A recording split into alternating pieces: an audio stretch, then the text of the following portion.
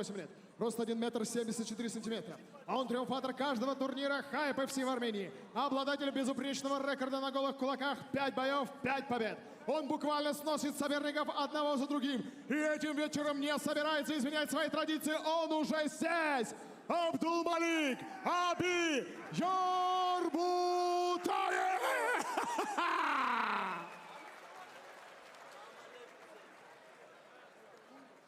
Его соперник в красном углу, представляющий Республику Дагестан, Россия, село Карекадани. Ему 33 года, рост 1 метр 80 сантиметров. Боец, способный драться каждый день, чтобы пробиться на вершину. И сегодня его горячая кровь не может позволить упустить такой шанс. И видите себе, приветствуй Ташир Алена, Каир, Старый Катман, Закира!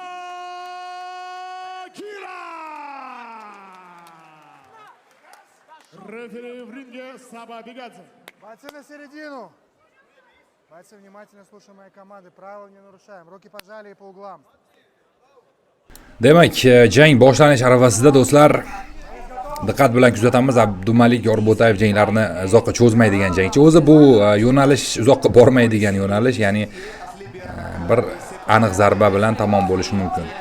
Hozir mana yiqilib ketdi. Davom etamiz. Oktagon markazida, mana bu yerda nima bo'ldi? Zarba qabul qilib oldimi yoki raqsga tushib yiqilib tushdimi? Nima bo'ldi?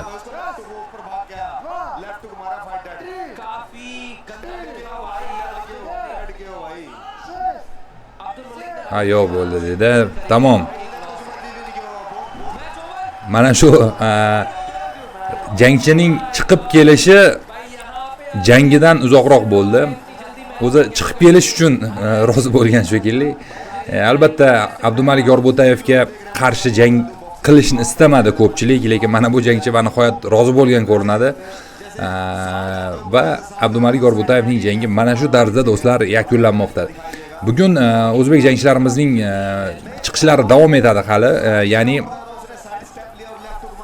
Mahmud Murodovning jangi oldinda kutib turibdi. Albatta boshqa ligada Oktagon 92 oqshomida